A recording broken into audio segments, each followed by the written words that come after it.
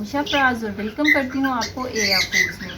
आज की जो शेयरिंग है आप लोगों के साथ, इसकी वीडियो मेरे चैनल पर ऑलरेडी मौजूद है, लिंक मैं डिस्क्रिप्शन में दे दूँगी।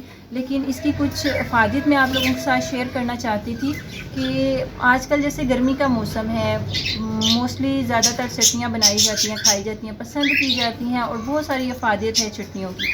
लेकिन ये जो चटनी मैं आप लोगों के साथ चटनी प्लस रेमेडी आप लोगों के साथ शेयर करने जा रही हूँ, वो बहुत ज़्यादा फ़ायदेमंद है उन लोगों के लिए जो शुगर पेशेंट हैं, उन लोगों के लिए जिनका ब्लड प्रेशर का मसला है और जिनके जोड़ों वगैरह में दर्द होता है और मोस्टली जिनके शुगर में ज़ख़म वगैरह बन जाते हैं, उसके लिए बहुत ज़्यादा फ़ायदेमंद है अगर हम इसको रूटीन में यूज़ करें। बनाना बहुत ही सिंपल है। इसकी कंप्लीट रेसिपी, इंग्रेडिएंट्स जो हैं आप इधर आपकी स्क्रीन पर मौजूद हैं, आप लोग देख सकते हैं उसको। उसके अलावा मैं थोड़ा सा मज़ीद बताती चलूँ कि क्या करना है।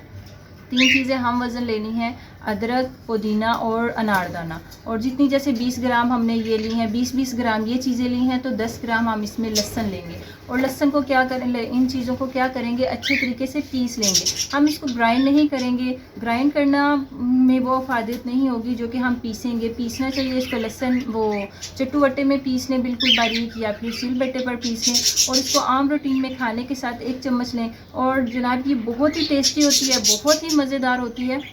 लेकिन इसमें आपने ये कि टेस्ट के लिए आप थोड़ी सी मिर्चें डालें, थोड़ा सा नमक डालें। आपने इन 4 चीज़ों के अलावा कोई भी चीज़ इसमें नहीं डालें। आप एज़ इट इज़ इसको खाएंगे, बहुत ही टेस्टी मज़ेदार है। और हेल्थ के लिए जो मैंने आपको फ़ायदे बताए हैं, आप रूटीन में इसको यूज़ करें तो इंशाल्लाह। और ये हमारी अपनी आज़मूदा, हमारे घर की आज़मूदा चीज़ है जो आप लोगों के साथ मैं शेयर कर रही हूँ। इंशाल्लाह आप लोग इससे फ़ायदा उठाएँगे, अपनी लाइफ में इसको भी लेकर आएँ। जी व्यूअर्स, यहाँ पर एक ज़रूरी बात आप लोगों के साथ इसमें ऐड करते चले वीडियो में कि इसका इस्तेमाल कैसे करना है। हर खाने में इसको 1 चम्मच के तौर पर लें, लेकिन एक जैसे कि आप दवाई के तौर पर, इसको मेडिसिन के तौर पर आप इसको यूज़ करते हैं, तो कम से कम दिन में 1 चम्मच इसका इस्तेमाल ज़रूर करें। इंशाल्लाह जब आप इसको अपने रूटीन में इस्तेमाल करेंगे तो आपको इसके फ़ायदे खुद ब खुद नज़र आने लगेंगे।